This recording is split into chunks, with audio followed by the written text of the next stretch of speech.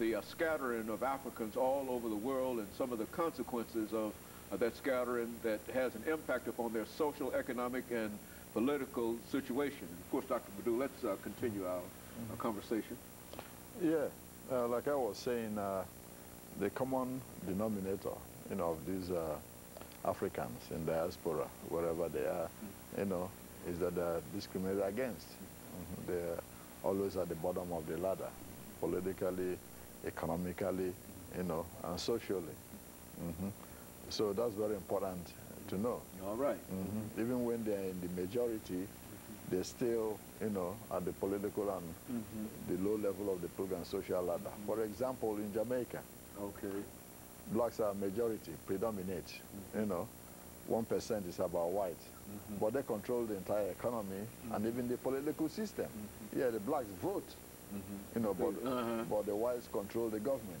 Yeah, I saw what happened when Mr. Michael Manley, who was a mulatto, after he left the prime ministership, and a black guy was to succeed him, Mr. Patterson, and they were asking, is he equal to the job or equal to the task? Okay, because of his skin color. Exactly, because of his skin color.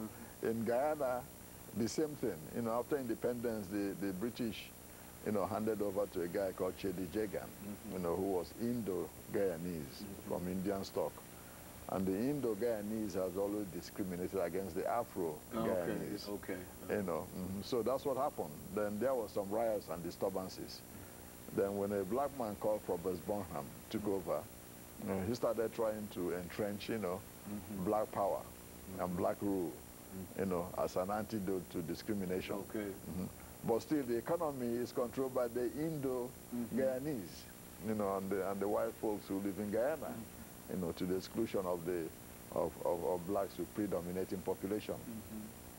In Suriname, almost two decades ago, really, a guy called Lieutenant Colonel Bautuse, he took over the government by force, who was running a military government. He started carrying out some kind of genocide against the blacks who live in the country, in Suriname. So it's the same thing in most, Latin American countries. Africans, do the menial jobs, lack the education, and excluded from really anything other than cultural activities. Even the carnival. Yeah, even the carnival. For a long time it was banned officially. Yeah, blacks have to hide to do the carnival. Yeah, but when they saw that the carnival was of economic value, yeah, it brought in a lot of money, a lot of tourists and all this. Yeah, a lot of those countries legalized it. Like in Cuba, in Bahamas, in Trinidad and Tobago, in Brazil. It's official now. Because of the economic impact that exactly, it had. because of the economic impact that he brought. And those carnivals started as a cultural, activity of Africans. And they, and the idea was to try to suppress that cultural activity. Absolutely. Black pride, as it might be called. Absolutely. The idea was to suppress it. But when they saw that there's some economic value to having that festival, then they, made it official. I mean, you can imagine how many millions the Brazilian government makes, during that festival in Rio. Yeah, and the Bahamas and Trinidad and Tobago and all that. Yeah. So it became, because of the monetary value, some to them. The same what they call the candombe dance, part of voodoo. Yeah, the government didn't like it, but when they saw that, it's of economic value, people come just to watch it from some places.